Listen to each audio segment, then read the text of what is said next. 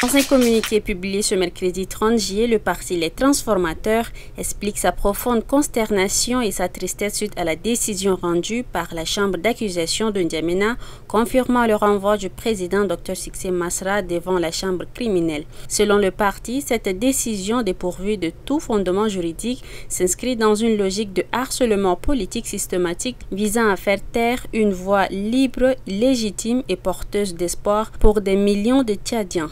Aucun élément matériel, aucun témoignage crédible n'a permis de justifier les accusations formulées contre lui, clarifie le communiqué. Une délégation est allée visiter le camp des réfugiés de Dougui, situé à 110 km au sud-est d'Abéché, où plusieurs cas de choléra ont été enregistrés depuis le 24 juillet dernier.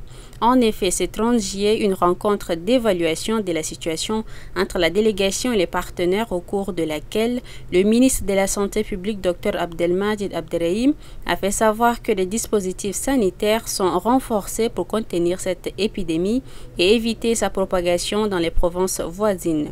Quant au ministère de l'Eau et de l'Énergie, Passal Kanabé Marcelin, il a évoqué l'urgence de renforcer un accès sécurisé à l'eau potable pour endiguer la propagation du choléra.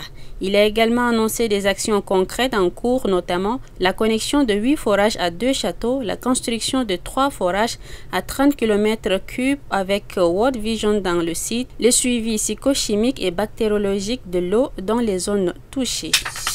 Au lendemain de la célébration de ses 30 ans de carrière artistique, Issakha Digadimbaye, plus connu sous le nom de scène Mandargue, a organisé ce mercredi une cérémonie de remerciement et de reconnaissance à l'endroit de toutes les personnes et institutions qui ont soutenu son parcours. Une cérémonie qui vient clore 72 heures d'activités culturelles intenses tenues les 24, 25 et 26 juillet à N'Djamena. Dans son discours, Mandargue a lancé un appel aux entreprises et institutions nationales à venir en aide aux artistes. Le message que je voulais passer, c'est faire décoller la culture. J'appelle ici toutes les entreprises et sociétés à venir en aide et accompagner les artistes dans leur activité. Quand on accompagne les artistes, c'est le pays qu'on accompagne, a-t-il déclaré.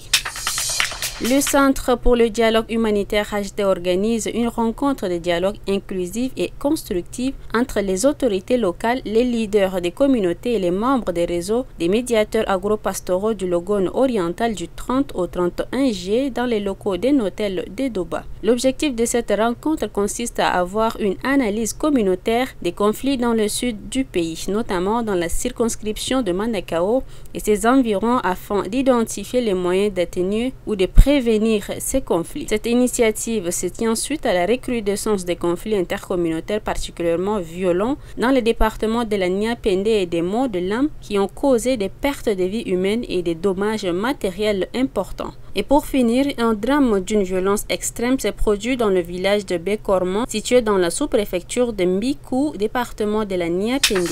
Une femme de 39 ans, mère de 3 enfants, a été tuée à coups de machette par son ex-mari, a-t-on appris ce 30 juillet de sources locales. Selon les premiers éléments recueillis, la victime, divorcée depuis près de 2 ans, s'était rendue dans son champ jouxtant celui de son ancien époux. Sur place, elle aurait aperçu certains de ses ustensiles de cuisine utilisés par la nouvelle compagne de ce dernier. Une dispute aurait alors éclaté entre les deux femmes portant sur la propriété des objets.